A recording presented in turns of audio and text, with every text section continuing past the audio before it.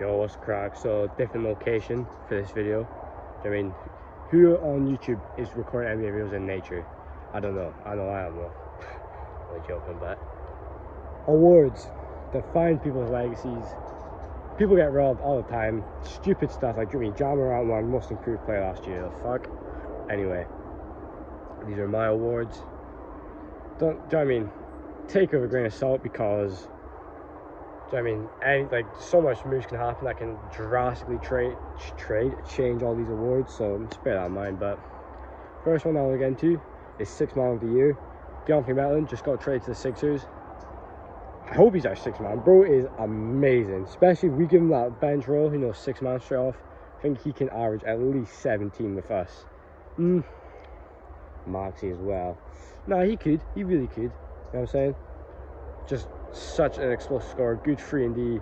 Like, this guy is, when we traded for him, I could not believe it. He's just going to make our bench so much better. He might get traded for the KD package. I hope not, though. No, I don't think so. I don't think he would. But if he does, then, you know, this pick is just fucked. So, yeah. So, DeAndre Melton, first pick. Yeah, I'm just going to go straight in. Coach of the Year, Jason Kidd. I think the Mavericks had a good season last year. I think his improvement as a coach since, like, you know, the Bucks. Obviously, that experience in the Lakers as well, I think that definitely helped. I'm not exactly sure the public opinion on him. I've not really looked into it, but I think he'll be a very good coach, especially, do you know what I mean? People, when coaches start off, also going to have a shit first few years, and they're going to get better. I think that's exactly what's going to happen with him.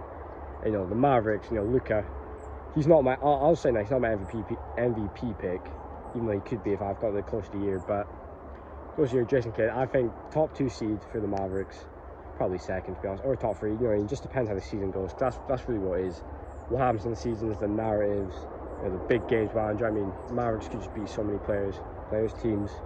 Yeah, Jason Kidd, that's my pick. Right, most improved player. I've kind of gone for shot in the dark here, but it's Immanuel Quickley. I think he's a phenomenal player, already a good NBA player, but I think his stats will just go crazy. Like, I'm not actually sure how much points he averaged. I'll put it up now. But like, I'm expecting a huge, if I had to guess, it'd be like 13. I'm expecting him to go like 20 point per game scorer. I think the Knicks will, you know, at least make the play in this year, probably in the playoffs, but RJ will have a good season. But Immanuel Quickley would be a good, I think that's his. I think the best I feel about these picks is Immanuel Quickley and my 6 man of the year pick. I think he's just, do you know what I mean? It's really hard to explain how a player's just going to improve. Do you know what I mean?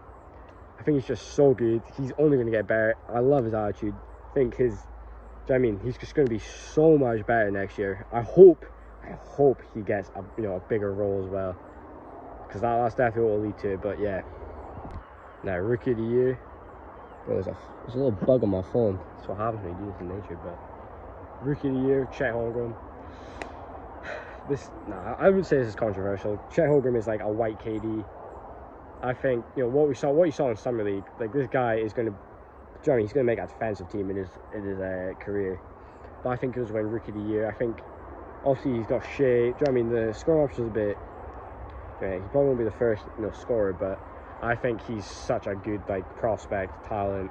He is going to light up the NBA, and I'll say, not unanimously. It's a good rookie class.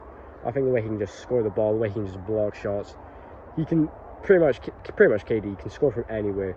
I'm extremely looking forward to see how his rookie year goes. If I had to guess how many points, I'd say 16. Change that to 18. I'm going big. Right. Now the MVP. My choice is Jason Tatum. Just came off the finals run. Do you know what I mean?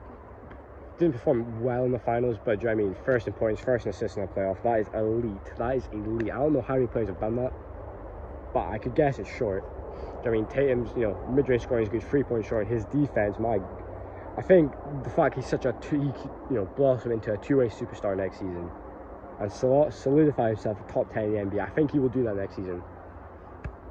It's painful for me to say that as a Sixers fan, I can't lie, but I just think he's just so good. Boston Celtics, regardless if they get KD. Well, if they get KD, I guess this would be one of the picks I would change, because kind of hard to win an MVP when you've got KD, Kevin Durant on your team. But if they don't trade for KD, I would bet a lot of money on this. I might honestly do it.